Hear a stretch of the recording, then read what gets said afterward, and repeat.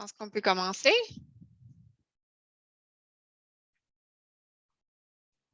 Je ne sais pas pourquoi, mais je n'ai pas mon plein écran à moi. J'ai l'écran de quelqu'un d'autre qui est probablement the person who is controlling the thing. So I cannot move my chat box, nor can I move anything. Alors, voilà, et je ne pouvais pas voir de cue ni rien. Alors, je sais que les gens sont en train d'arriver parce que je vois en bas dans les participants que liste auquel je n'ai pas accès pour l'instant. Qu'il y a à peu près une cinquantaine de personnes qui sont arrivées. Alors, je sais qu'on en attend presque le double. On va peut-être leur donner encore quelques secondes, mais quoique en attendant, on peut peut-être commencer, hein? On est déjà rendu à quelques minutes après. Bon, écoutez, pour ceux et celles qui se joignent à nous et qui sont déjà arrivés, mon nom est Josette Normando. Pour ceux et celles, encore une fois, que je n'ai pas encore eu l'occasion de croiser, rencontrer ou revoir, soit au congrès ou ailleurs. Je suis extrêmement contente de cette magnifique collaboration qui permet le webinaire d'aujourd'hui avec Julie Blondin de Téléfilm Canada entre la CMPA, la Canadian Media Producers Association, DOC, et Sarah Spring qui est avec nous derrière un écran qu'on verra à la fin. Et puis l'AQPM, Anne-Valérie Tremblay, qui a travaillé très fort aussi avec toutes ces trois associations pour nous permettre de nous présenter le nouveau traité France-Canada. Alors, Julie Blondin, directrice nationale Relations d'affaires, coproduction Téléfilm Canada. Julie, je suis ravie de te retrouver encore cette semaine. Et pour tous ceux, avant que Julie prenne la parole, juste pour rendre ça un petit peu plus simple, on veut cela une session très simple, interactive. On veut voir vos commentaires dans les Q&A ou questions et réponses pour ceux qui ont un écran français, Q et R, Q&A en anglais. Et puis aussi, Julie va faire une présentation de ce qu'elle a. Elle a une présentation. Et puis après ça, on va faire une session et on va répondre à vos questions. Alors, ne vous inquiétez pas, si vous n'en avez pas, je vais en trouver pour vous. Et puis, mais je suis sûre que vous en aurez plein. Et voilà. Alors, Julie, sans plus tarder, à toi.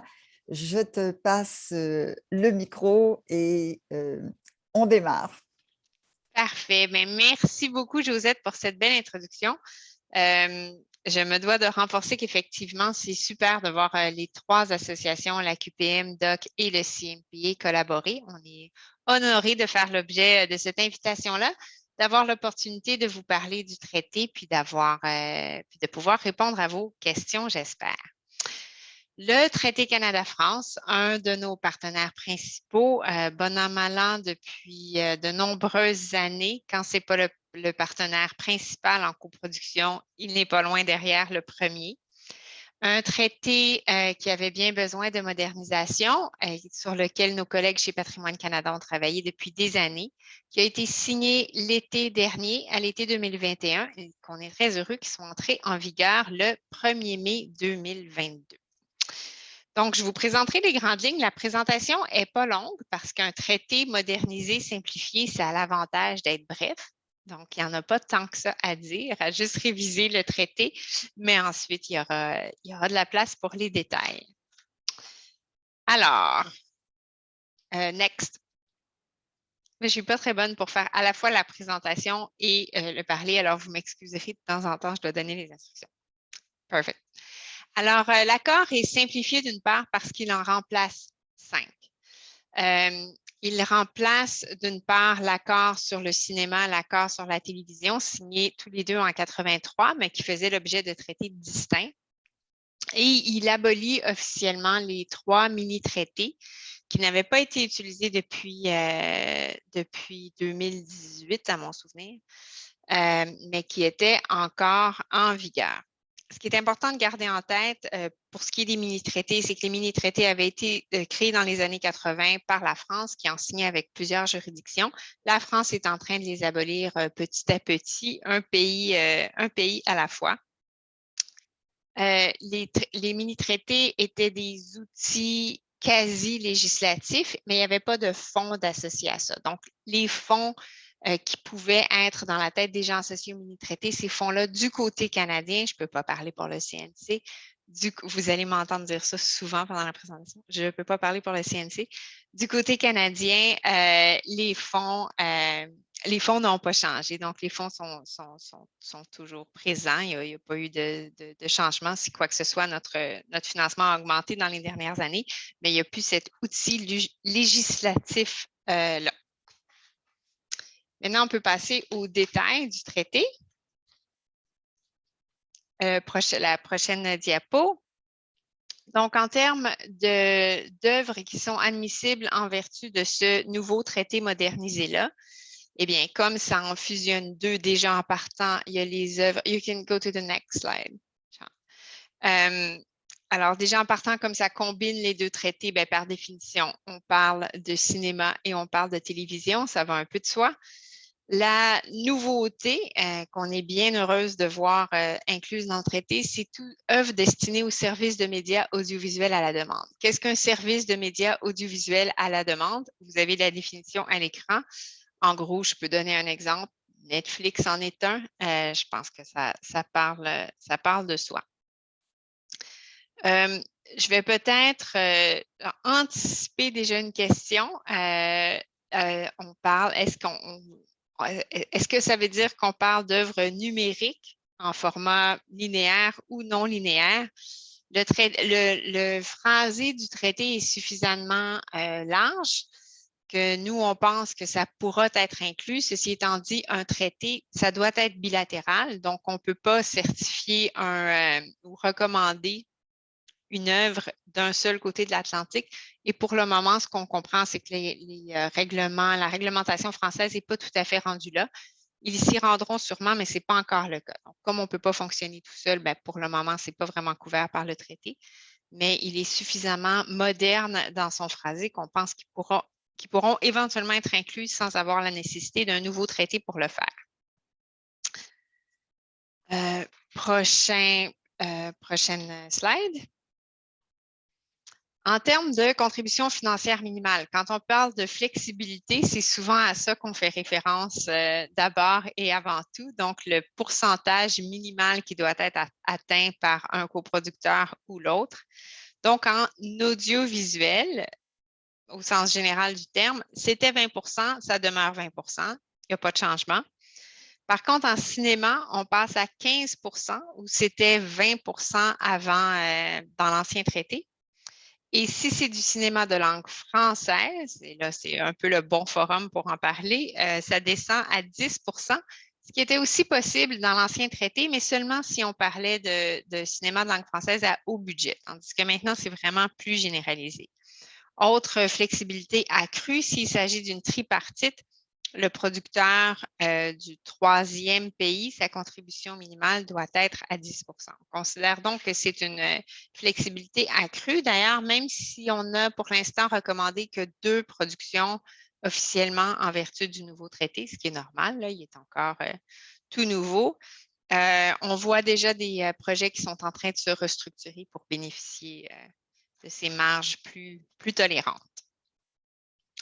Dans la prochaine diapo, on va parler du concept de base sous-jacent à toute coproduction, la proportionnalité. Donc, qui dit coproduction dit proportionnalité. Proportionnalité dans quoi? Bien, règle générale, au départ, nous, ce qu'on va évaluer, c'est la proportionnalité en termes de dépenses, que le financement soit proportionnel aux dépenses. Découle de ça que logiquement, il devrait y avoir une certaine proportionnalité en termes de personnel créatif et technique, puisque c'est les gens sur lesquels les dépenses sont allouées, mais il n'y a pas d'exigence spécifique en termes de postes créatifs ou techniques. On s'attend à une proportionnalité qui va découler de la proportionnalité des dépenses et du financement. Et évidemment, on s'attend aussi à ce que le partage des recettes et des droits d'auteur soit proportionnel également, avec les minimums dont on a parlé dans la diapo précédente. Il y a des exemptions possibles auxquelles on reviendra. Ce qui est important aussi de noter, c'est que proportionnalité, ça ne veut pas dire que ça doit être exactement le même pourcentage. On a toujours une tolérance, une marge de manœuvre, mais la marge de manœuvre n'est pas très élevée. Je vous invite, quand vous avez des doutes, à communiquer avec l'équipe de coproduction. On n'est pas là pour bêtement appliquer un traité. Notre but, c'est de faciliter. La coproduction, c'est de la promouvoir. La facilité rend les choses possibles. Donc, on est là pour travailler avec vous. C'est sûr que les questions théoriques sans qu'on ait de dossier sont difficiles à répondre, voire impossibles, parce que c'est un ensemble de facteurs. On le voit, hein, il y a plusieurs choses qui doivent être gardées proportionnelles. Mais plus on a de détails, plus c'est facile et on est vraiment là pour vous aider et pour rendre les choses possibles. En termes de participants, encore là, donc dans la prochaine diapo, encore là, un concept fondamental à tout traité de coproduction, ce n'est pas sorcier. Les participants, en règle générale, doivent être soit canadiens, soit français ou européens, les Européens comptant pour des Français. On va y revenir tantôt, mais je vais tout de suite aborder la question des postes de l'exception. Donc, avant, il y avait l'exception possible qu'il pouvait y avoir des participants non canadiens ou français ou européens dans le cas des interprètes. On va voir tout à l'heure que maintenant, le nouveau traité introduit la notion de poste clé et qu'il y a une exception possible pour un des postes clés. Donc, là encore, c'est plus flexible que l'ancien traité qui limitait cette exception-là vraiment aux interprètes. Maintenant, on peut aller au-delà de ça. Toute exception au traité doit toujours être faite par écrit par les deux autorités administratives compétentes, donc dans le cas qui nous occupe par Téléfilm et la France. Donc, encore là, c'est important de nous consulter. Et là, on y vient dans la prochaine diapo, les fameuses positions clés. Donc, elles sont décrites à l'article 7 du traité. Je ne vous embêterai pas à vous les lire. Je vous invite à prendre connaissance du traité qui est disponible sur le site web de Téléfilm dans les deux langues officielles. Mais en gros, ce n'est pas compliqué. C'est miroir pas mal au poste clé qu'on connaît en vertu de l'échelle de BCPAC. Ce n'est pas exactement la même chose et je suis certaine que plusieurs d'entre vous ont l'expérience, même si on parle souvent la même langue que nos amis français. Des fois, non. Des fois, pour le même poste, on peut avoir deux appellations différentes. Alors, on se parle à ce moment-là, il y a un dialogue entre les deux coproducteurs et entre les deux entités administratives pour s'entendre sur ce qu'on entend qui on entend par un poste en particulier. Et là, je ne sais pas pourquoi, dans la prochaine diapo, c'est toujours là où les gens sont très intéressés, les exemptions. On dirait que les exceptions intéressent tout le temps les gens plus que la règle. Donc, comme je l'ai mentionné, les exceptions possibles seulement sur consentement mutuel par écrit des deux autorités administratives. Les trois grandes catégories d'exceptions dont vous pourriez bénéficier. La première, je y ai déjà fait allusion. Vous pouvez avoir un ressortissant d'un État non parti dans un seul des postes clés. Participation qui doit être requise aux fins du scénario, du processus créatif ou de la production. Deuxième grande catégorie d'exception, tournage dans un état tiers, encore là pour des raisons liées au scénario ou au processus créatif. Et troisième grande catégorie d'exception, c'est important de noter que la deuxième et la troisième sont vraiment des catégories d'exception séparées. Donc, la troisième catégorie d'exception, services techniques peuvent être engagés dans un état tiers pourvu que leur valeur n'excède pas 25 du budget total de la production et que vous puissiez démontrer que ces services-là ne sont pas disponibles dans aucun des deux pays coproducteurs. J'insiste sur le fait que les deux dernières, le tournage et les services techniques, c'est deux choses différentes parce qu'évidemment, si vous faites votre tournage dans un état tiers, les chances sont que ça va être plus que 25 de votre budget qui va être dépensé à l'étranger. Donc, on parle vraiment de deux exemptions différentes. Et finalement, la prochaine diapo, la dernière, mais non la moindre, bien que je pense que pour les Canadiens, à tout le moins, pour les Français non plus, je pense que ce n'est pas une si grande révolution, mais vous devez donc absolument avoir un engagement sur le plan de la distribution ou de la diffusion au Canada et en France. Et là, juste pour éviter la confusion, parce qu'il y en a déjà eu dans le passé, puisque j'ai deux chapeaux, celui du financement pour le long métrage et celui de la coproduction qui couvrent la télé et le long métrage. On ne parle pas ici des distributeurs admissibles pour Téléfilm Canada. Là. On parle de traités. Il n'y a pas une liste de distributeurs admissibles. Ce qui est important, c'est d'avoir un engagement sur le plan de la distribution, mais il n'y a pas une liste exhaustive et limitée de qui sont des distributeurs admissibles. Et voilà, puis même chose pour les diffuseurs. Alors, ça fait le tour du traité qui est assez bref, qui est assez simple. Ce qu'on lit, c'est ce qu'on dit et c'est ce qu'on vit. C'est pas si complexe, mais évidemment, je suis certaine que vous avez, ou en tout cas, j'espère que vous avez des questions et ça me fera plaisir d'essayer d'y répondre. Julie, merci. Et puis, je suis persuadée qu'on va avoir beaucoup de questions. En tout cas, ne vous gênez pas pour commencer à les mettre dans la petite boîte QR qui est dans le bas de votre interface pour ceux qui ne savent pas où se trouve cette boîte de dialogue. En attendant les questions, bon, j'ai déjà une première question d'un spectateur anonyme. Ça commence bien. Merci pour cette session. Pourriez-vous, s'il vous plaît, mieux détailler pourquoi les médias numériques interactifs narratifs ne sont pas inclus dans ce traité? J'allais vous poser moi-même cette première question. Inclus dans le traité de coproduction, est-ce vrai que les projets XR, incluant la VR, ne peuvent pas être des coproductions officielles Canada-France? Alors, Julie, je t'ai déjà posé cette question. Je suis en train de la poser au CNC. Go! J'ai essayé d'y répondre d'avance pourtant. Donc, je trouve ça intéressant la façon dont la question est posée. En fait, ils ne sont pas exclus. Il n'y a rien dans le traité qui dit vous ne pouvez pas faire du XR ou du VR ou ils ne sont pas nécessairement exclus. Mais comme j'essayais de l'expliquer peut-être malhabilement tout tantôt, un traité, c'est bilatéral. Alors, je ne peux pas recommander un format qui n'est pas admissible de l'autre côté de l'Atlantique. Et notre compréhension, la question avait, je me sens à l'aise, j'aime pas parler pour le CNC, dans ce cas-ci, je me sens un petit peu plus à l'aise de le faire parce que la question a été posée directement à Cannes et c'est mon collègue Michel Plazinet du CNC qui a répondu. Alors, je vais citer M. Plazinet. Qui a dit que pour lui, la France qu'ils n'étaient pas rendus là, qu'ils trouvaient que c'était encore une industrie qui n'était pas encore assez mature pour bénéficier de toutes les mêmes réglementations, avantages et cadres que la télévision, les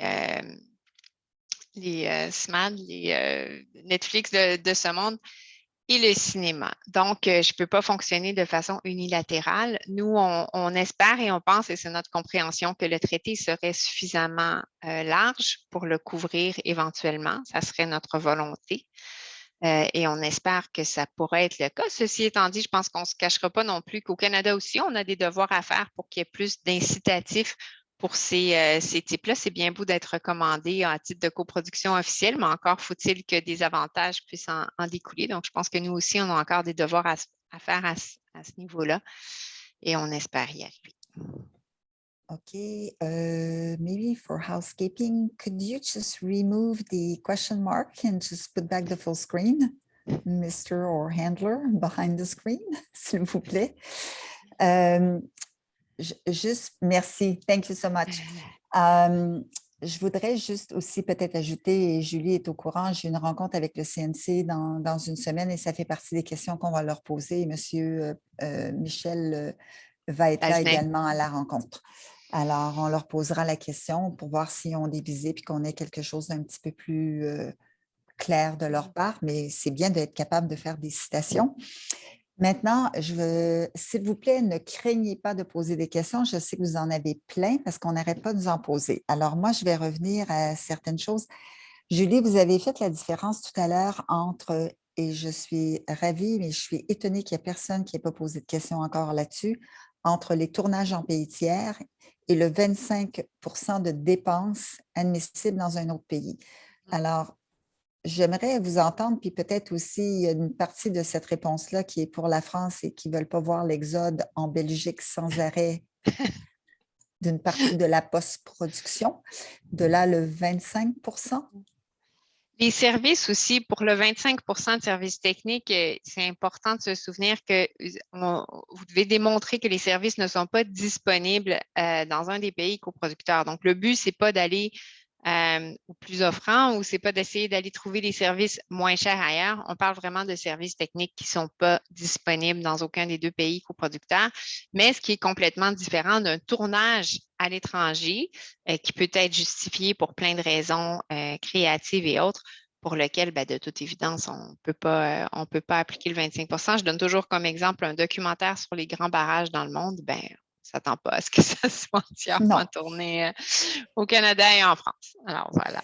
Donc, on sait qu'il y a des mesures qui sont en place, puis on pourra revenir un petit peu plus tard. Moi, vraiment, j'aimerais que vous continuiez à nous poser des questions.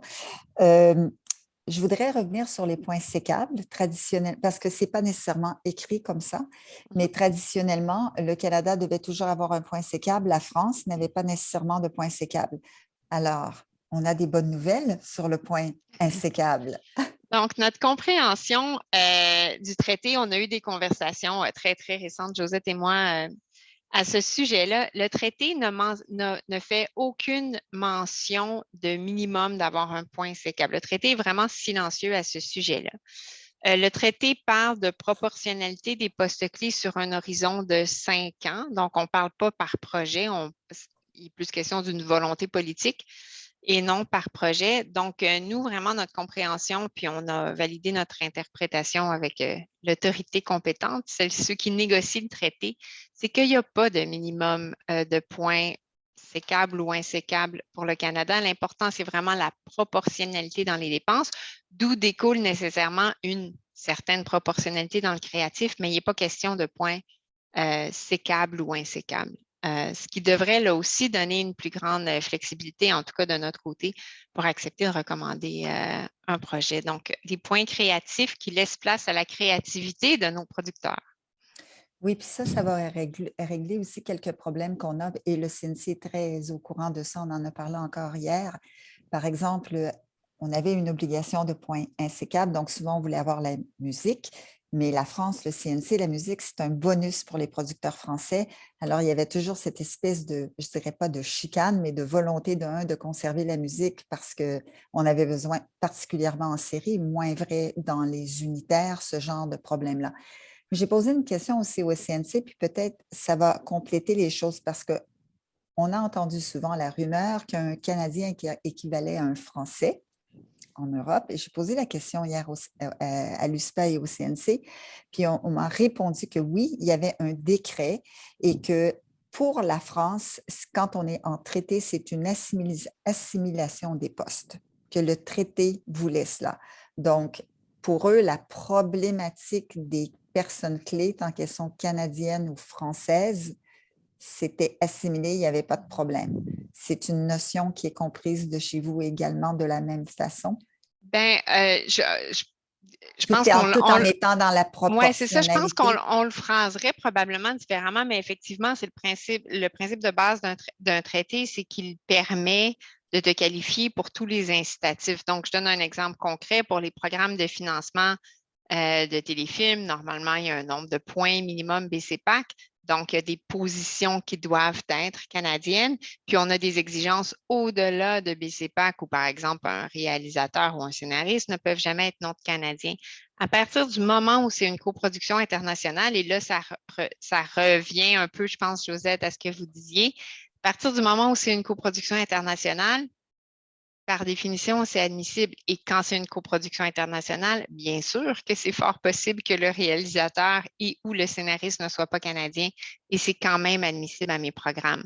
Donc, effectivement, c'est pas comme si soudainement je disais que le français était canadien, mais parce que c'est une coproduction internationale, en vertu de mes programmes de financement, je reconnais que cette production-là est admissible au financement.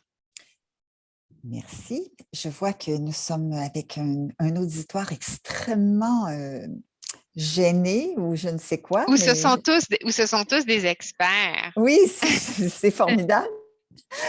Alors, moi, je reposerai une question qui est revenue aussi quelquefois quand on était à La Rochelle il y a 2 semaines sur justement l'obtention simultanée de part et d'autre du CNC et de Téléfilm pour des dérogations, exemptions, demandes de toutes sortes.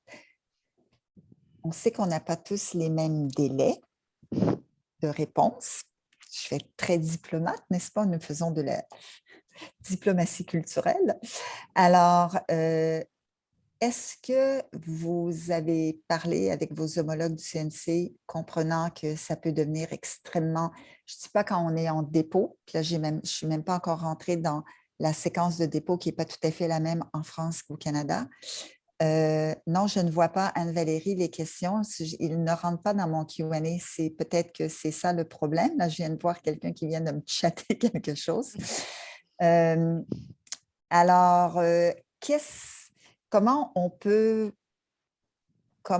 ne pas avoir peur, nous, comme producteurs, d'inconnus, ou qu'un côté ou l'autre ne voit pas ça de la même façon, et surtout quand c'est en cours de tournage, s'il fallait qu'on ait des demandes express, si je puis dire, on sait que ça peut être problématique. Là. Ouais. Je sais Ben, que je pense que l'un découle de l'autre, probablement, parce qu'effectivement, les attentes en termes de délai de dépôt sont différentes, mais en fait, dans les deux, je pense que des deux côtés, on essaie de notre côté, il faut que ça soit 30 jours avant le début du tournage, mais le timing peut être très différent en France. Puis le problème, c'est que tant qu'il n'y a pas de dossier déposé en France, ben, on ne peut pas se parler tout seul. Hein? Quand il faut que ça soit bilatéral, on ne peut pas se parler dans le miroir.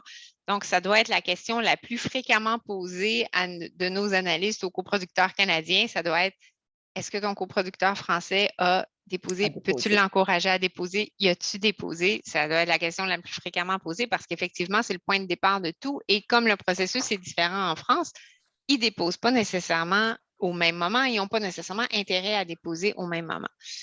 Ceci étant dit, on a quand même eu, oui, c'est sûr qu'on a eu des cas où la tension peut monter, là, où on arrive tard dans le projet et il n'y a toujours pas de confirmation officielle. On a eu d'autres cas où on a une excellente collaboration. Là, nos analystes connaissent bien les analystes du CNC. Il y a des coproducteurs aussi, comme n'importe où là, en France, qui ont plus l'habitude des coproductions, qui naviguent plus rapidement les délais. Donc, c'est définitivement possible, mais oui, c'est sûr que des fois, ça peut être un défi, puis ça peut être, ça prend beaucoup de persistance à la fois de nos analystes, de persévérance à la fois de nos analystes et à la fois du coproducteur canadien pour s'assurer que les choses vont plus vite. Je pense que tout le monde est familier. Règle générale, c'est souvent l'entité qui est majoritaire, le pays qui est majoritaire qui va d'abord donner sa recommandation, si on veut. Et puis, c'est suivi d'une réponse du pays minoritaire. Mais avant cet échange-là, plus officiel, il y a des échanges très officieux qui se font. Mais ces échanges officieux-là ne peuvent se faire que lorsqu'il y a un dépôt de dossier. Donc, moi, je pense que l'enjeu de la date de dépôt, je pense, c'est un impact direct sur la question des exemptions et la vitesse à laquelle on peut les accorder. C'est absolument vrai. Puis une des choses qu'on est en train de soulever également chez eux, c'est qu'en France, eux, même si le dépôt n'est pas fait et qu'ils n'ont pas leur AP, leur recommandation préliminaire, ça ne leur cause pas de souci. Nous, ça retient tous les paiements. On ne peut pas faire avoir les financements intérimaires de la banque. On n'a pas de paiement, notre premier paiement avec signature de contrat, etc. Alors, pour eux, ça n'emporte aucun préjudice au niveau du financement. Nous, c'est extrêmement pénalisant. Donc, ça aussi, c'est une question de les faire cheminer pour voir les problèmes. Je peux dorénavant lire les questions.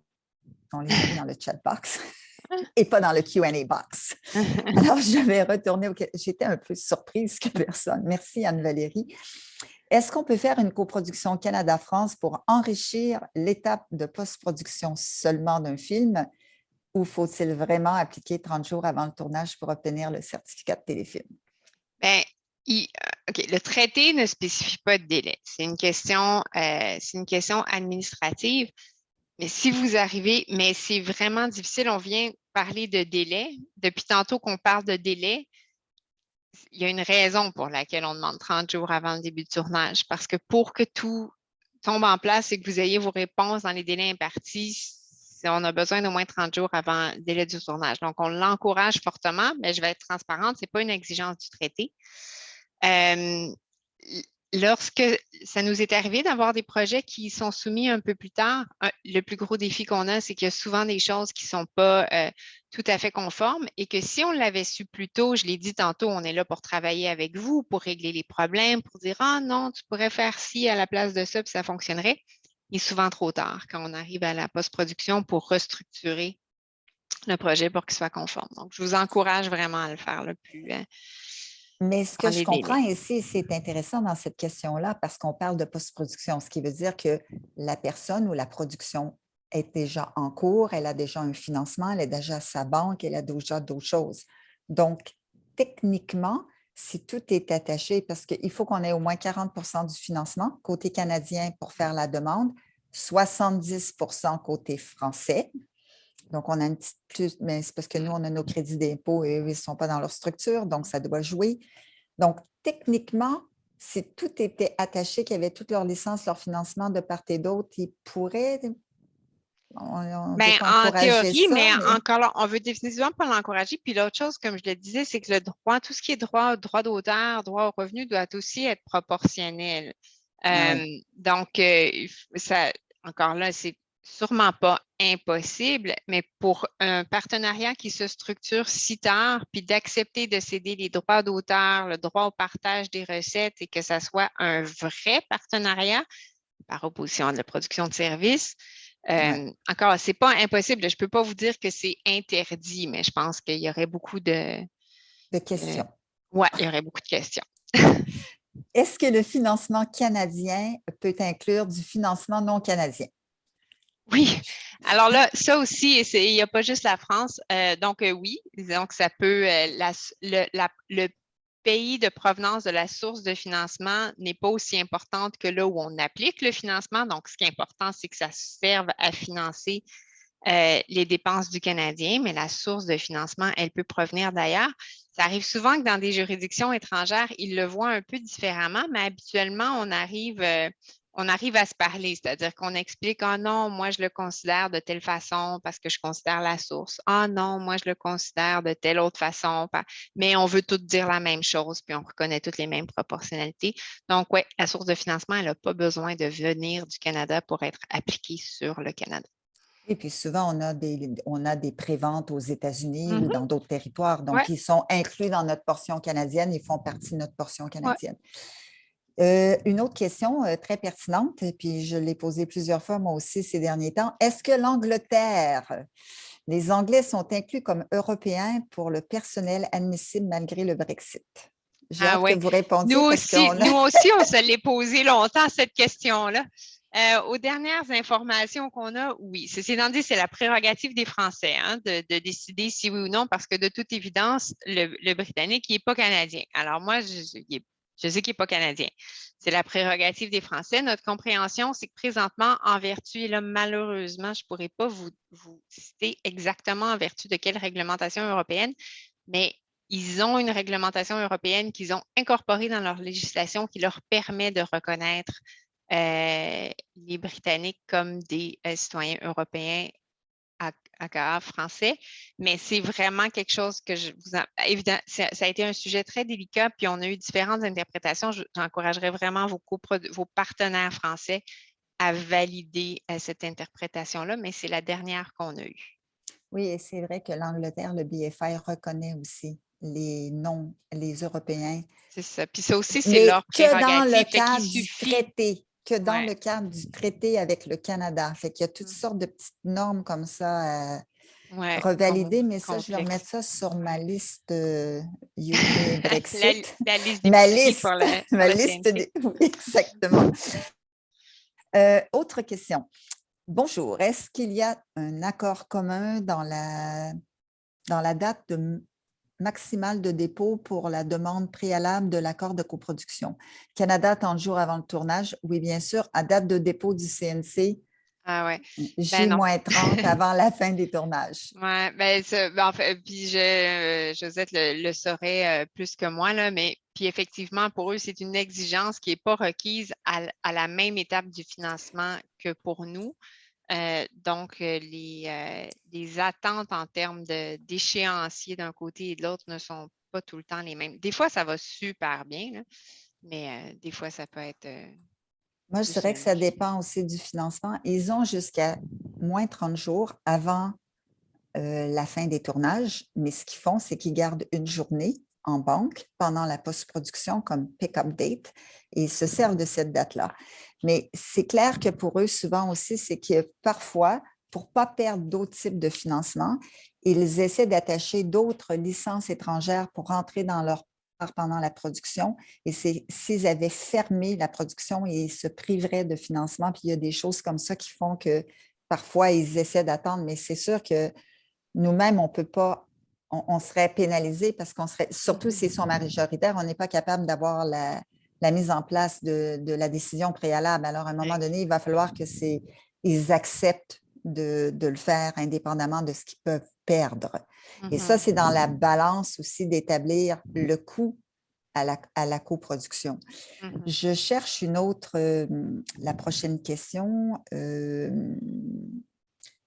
Alors, au niveau des exemptions, est-ce que le pays majoritaire aura une préséance sur les décisions? Non. Non, c'est vraiment sur décision mutuelle.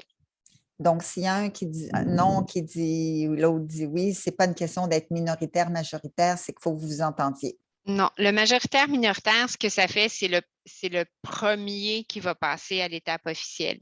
Mais l'étape où on se consulte pour accorder ou non les exemptions, il n'y en a pas un qui a le pas sur l'autre officiellement. C'est sûr que officieusement, si je suis à 10 puis que c'est conforme puis que c'est une exemption que j'ai accordée dans le passé, il y a peu de chances que je ne l'accorde pas, mais il n'y a personne, c'est vraiment mutuel. On doit être d'accord. Il n'y en a pas un qui a un droit de veto. Alors, il faut trouver un consensus, encore une fois, et quelqu'un va faire de la mitigation pour être sûr que la chose se passe bien. Une autre question aussi, qu'en est-il des talents qui ont une double nationalité canadienne et française? Peut-on choisir quel pointage? Oui, hein? Oui, Et mais on il faut le choisir fait. une fois. Mais il faut C'est ça. choisir une fois. Ça, c'est ça le défi. Donc, oui, super pour ceux qui. En fait, 2 points sur la double nationalité. De un, oui, bien sûr, vous pouvez choisir un ou l'autre, mais vous le choisissez une fois et jusqu'à la fin du dossier, c'est ce passeport-là qui est valide. C'est pas comme quand on voyage puis qu'on peut prendre le passeport français pour rentrer en France puis le passeport canadien pour rentrer au Canada. La copro ne fonctionne pas comme ça. C'est le même passeport du début à la fin du projet. Ceci étant dit, sur le projet d'après, si vous voulez choisir une autre nationalité, ça va. Mais pour un projet, ça doit être la même nationalité du début à la fin. L'autre chose que je tiens à préciser, c'est que si c'est le producteur qui a la double nationalité, là, l'idée de la coproduction, ce n'est pas de produire avec soi-même. Oui, C'est ça, c'est pas ça illégal. l'idée. Oui, on ne peut même pas avoir notre propre boîte dans l'autre pays et coproduire ensemble non plus. Il y avait une deuxième partie à cette question sur la double nationalité, mais je pense qu'elle est plus au niveau, en tout cas, du Québec. Où est-ce que c'est le lieu de résidence ou impôt qui influence sur le choix? Pas pour Pas vous, pour moi, pour nos... pas pour la Ouais. coproduction. Là, je ne parle pas de crédit d'impôt, je Oui, ne c'est parle ça. pas d'admissibilité, je parle juste de certification des coproductions. Moi, c'est la nationalité qui m'intéresse, ce n'est pas l'adresse. Donc, quand on est en train de monter notre équipe, si on sait au départ qu'on a un DOP qui a la double nationalité, à un moment donné, quand on est en train de regarder tous nos barèmes, on peut décider de le passer d'un côté ou de l'autre. Après, le problème reviendra plus au crédit d'impôt s'il est déclaré comme résident Québec ou autre province canadienne, selon où nous sommes au Canada présentement. OK. Est-ce qu'il y a d'autres questions? Je vois, mais moi, je suis ravie. Allez, continuer de nous poser des questions. On a encore un gros 15 minutes. Julie, est-ce qu'il y a des choses, toi, à laquelle tu penses et que sur lesquelles tu aimerais revenir, qui ont été posées à plusieurs reprises? Ou sinon, Laisse-moi réfléchir. sinon, pendant que tu réfléchis, je rajouterais peut-être une des questions qui a été posée et à l'USPA et au CNC, c'est sur le barème européen, la grille européenne de pointage, qui nous faisait un peu peur parce que dans le cas actuel, quand on regarde juste la grille de pointage européenne, on ne voit pas comment on peut devenir majoritaire dans le cas de la grille. Alors, c'est vrai qu'en parlant hier avec l'USPA, la grille européenne ne peut pas nous défavoriser puisqu'on va être assimilé à l'intérieur de la grille. Donc, il y a ça. Maintenant, l'autre problème qu'on a avec la France, c'est le CNC et le financement du CNC, un peu comme notre financement du Fonds des médias qui a ses propres règles. Donc, c'est la deuxième partie qui, là, est un peu plus problématique, où quand on regarde les grilles de pointage, il faut qu'ils soient généralement à 50 de dépenses dans toutes les catégories de leur budget. Je ne veux pas perdre personne avec ça. Alors, ça fait partie des choses qu'on est en train de regarder avec le CNC pour voir si c'est appliqué dans les cas et qu'il n'y a pas d'ouverture à rien, ça a été probablement mis en place, pour se protéger contre les tournages en Tchéquie, en Roumanie ou la post-production en Belgique. Mais comment ils voient ça dans le cadre de la production pour qu'on puisse facilement pouvoir aussi être majoritaire dans le cas des productions. Alors ça, c'était peut-être un petit aparté que je voulais faire parce que je sais quand on regarde ça, c'est un petit peu se pose des questions. Alors Julie, avant de lire la prochaine question, à quoi vous vouliez,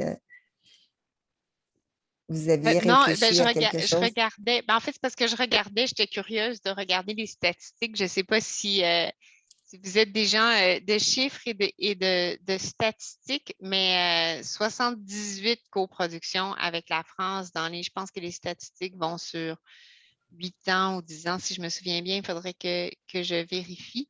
Et 27 sur 78 qui ont été majoritaires et 51 sur 78 où le Canada était minoritaire. Donc, vraiment un de nos plus grands partenaires, puis on espère pouvoir avoir plus de Canadiennes majoritaires. Je nous le souhaite. Il y a une bonne question ici et je pense que je vais la lire, mais aussi probablement que pour la France, je comprends que nous devons dorénavant utiliser uniquement les principes directeurs pour les traités en vigueur à partir du 1er juillet 2014. Donc, Si, oui, si on effectivement, n'a c'est les pas principes déposé, directeurs. Ben, tous les projets qui n'ont pas été certifiés de toute façon puis qui n'ont pas tourné vont nécessairement tomber sur le nouveau traité. Donc oui, effectivement, c'est les principes directeurs en vigueur pour les nouveaux traités. Je tiens à souligner par contre que le traité a toujours préséance sur les principes directeurs. Les principes directeurs, c'est un outil parce qu'on l'a vu, ma présentation dure à peu près 8 minutes top chrono. Le traité est bref, il y a très peu d'articles qui sont pertinents. Les principes directeurs se veulent un outil pour mieux guider et encadrer, pour faciliter la vie.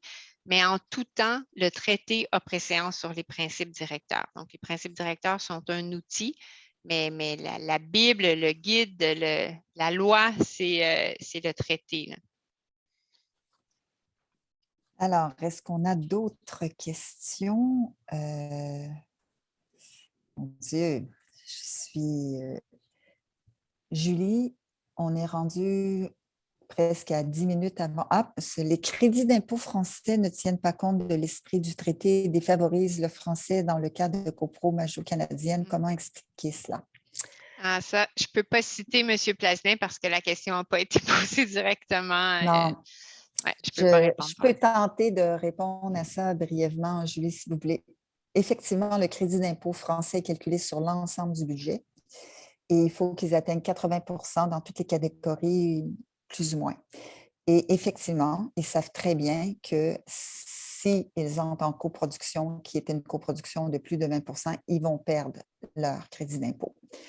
Alors, je peux dire qu'il y a présentement aussi une volonté de voir comment, dans le cadre plus élargi que le Canada, mais de la francophonie, ils sont en train de voir comment ils pourraient réfléchir à assouplir certaines choses comme ça, mais ce n'est pas le traité, ça, c'est vraiment Bercy.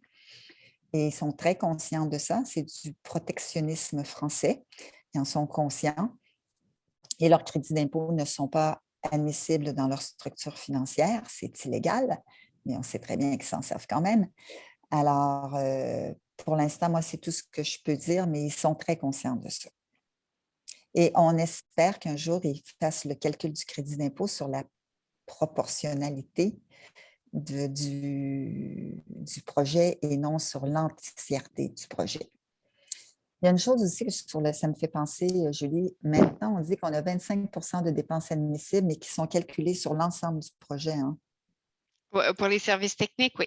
Oui, 25 sur le projet lui-même. La France a, dans ce côté, normalement, la possibilité de dépenser jusqu'à 75 de dépenses hors de son territoire. Nous, on est toujours un peu plafonné à 25 sur notre portion. Je pense qu'il va falloir qu'on vérifie si ça a Oui, un mais impact, ça. juste garde en tête que c'est vraiment les services techniques Service pour les technique. 25 Donc, comme je le disais, si le Ouais, tournage est à l'externe, ça va être plus que 25 tout à fait. Ouais. Oui, c'est vraiment si on va faire, par C'est exemple, vraiment la deux concepts, le post-production en tournage Belgique et qu'on a versus le. on a nos salles de post-production en France et au Canada. Est-ce qu'il y a d'autres questions? Ben, je pense que, est-ce que Sarah et Anne-Valérie, vous voulez venir faire un petit coucou à tout le monde pour dire au revoir? Ça nous ferait plaisir de vous voir aussi. Et On en profite pour ben, remercier Josette et Julie d'avoir accepté notre invitation, de vous être prêtées à l'exercice. Merci beaucoup. Oui, merci. Puis merci à tout le monde qui ont participé. On est très contente de pouvoir faire ça, puis de collaborer avec le CNPA, l'AQPM, puis Téléfilm. Je pense que c'est comme un bon exercice de collaboration. Puis j'espère qu'on va continuer sur d'autres projets, d'autres traités peut-être dans l'avenir. Je l'espère aussi. On vous remercie encore une fois pour l'organisation et l'initiative. Merci à tout le monde. merci Julie. À bientôt tout le monde. Merci. Merci pour ceux qui ont osé poser leurs questions. Et nous avons enregistré la session. Alors, si jamais vous connaissez quelqu'un qui n'était pas disponible à venir, on peut vous fournir le lien pour l'écouter plus tard. Merci encore. Merci beaucoup. Bonne fin d'après-midi à tout le journée. monde. Au revoir. Merci Julie. Au revoir.